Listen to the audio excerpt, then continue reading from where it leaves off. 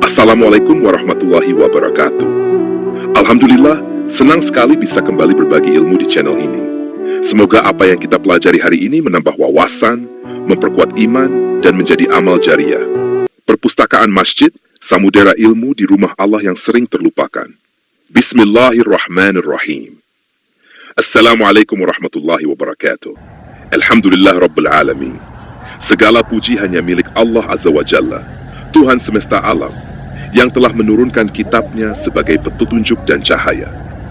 Shalawat dan salam senantiasa tercurah kepada junjungan kita, Nabi Muhammad SAW, penutup para nabi, pembawa risalah agung yang mulia, yang telah menjadikan ilmu sebagai lentera kehidupan. Pengantar saudaraku, hari ini kita akan berbicara tentang sesuatu yang tampak sederhana, tetapi sesungguhnya ia adalah urat nadi kebangkitan peradaban Islam. Kita akan membicarakan perpustakaan masjid. Masjid bukan hanya tempat syalat. Masjid bukan hanya tempat rukuk dan sujud. Masjid adalah pusat ilmu. Masjid adalah universitas pertama umat Islam. Masjid adalah tempat lahirnya ulama besar. Namun, mari kita bertanya pada hati kita masing-masing. Berapa banyak masjid yang memiliki perpustakaan? Berapa banyak masjid yang menyimpan kitab-kitab? Berapa banyak masjid yang memfasilitasi jamaahnya untuk membaca, menelaah, merenung, menulis, dan menghidupkan kembali tradisi ilmu? Al-Quran dan hadis tentang ilmu Allah Azza wa Jalla berfirman dalam Al-Quran, Surat Al-Mujadilah ayat 11.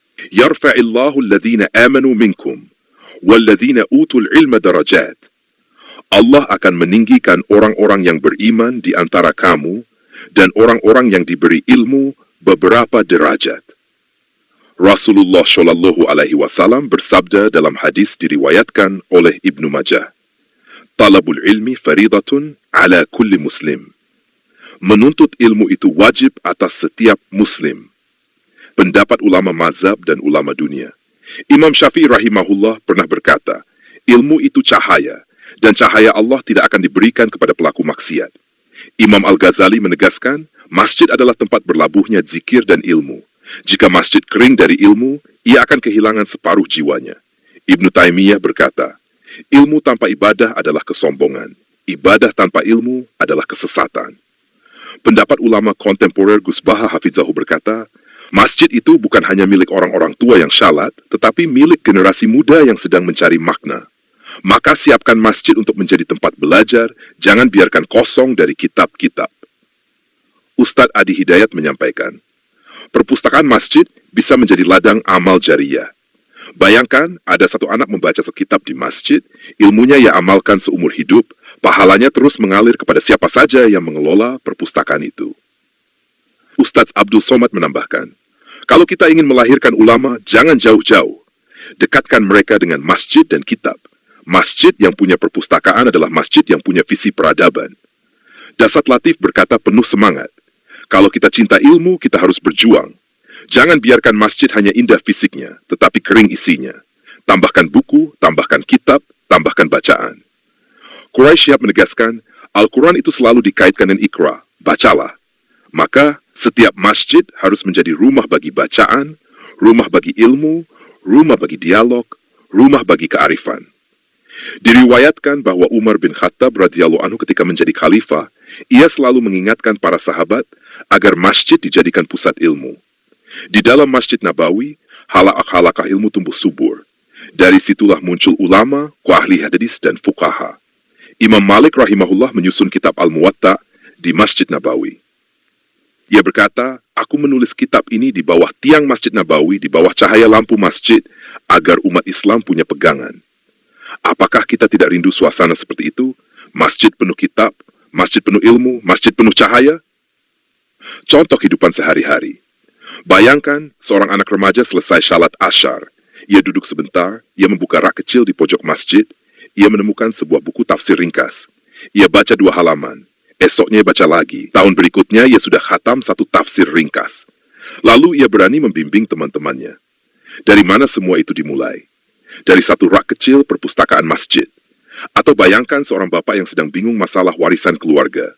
Ia ke masjid menemukan kitab fikih warisan. Ia baca, ia paham, ia selesaikan masalah keluarganya dengan adil. Masjid menjadi solusi, bukan hanya tempat sujud. Motivasi dan harapan. Maka wahai saudaraku, jika kita ingin masjid kembali menjadi pusat peradaban, mulailah dengan membangun perpustakaan. Walau sederhana, walau hanya 1 lemari kecil, walau hanya 10 buku, tetapi percayalah, itu akan menjadi amal jariyah yang tidak pernah terputus. Rasulullah Shallallahu Alaihi Wasallam bersabda dalam hadis diriwayatkan oleh Muslim, "Idza mata al-insanu inqata'a anhu 'amaluhu illa min 3, sadaqatin jariyah, atau 'ilmin yuntafa'u bihi, atau waladin salihin yad'u lahu." Jika seorang manusia meninggal dunia, maka terputuslah amalannya, kecuali dari 3 perkara: sedekah jariyah, ilmu yang bermanfaat, atau anak salih yang mendoakannya. Doa penutup. Allahumma ij'al masajidana buyutan lil'ilmi wal huda, waj'al qulubana muta'alliqatan bil Qur'an was sunnah, wafattih lana abwab al-hikmati wal ma'rifah, waj'al a'malana jariyatan ila yaumiddin. Ya Allah, jadikanlah masjid-masjid kami sebagai rumah ilmu dan petunjuk.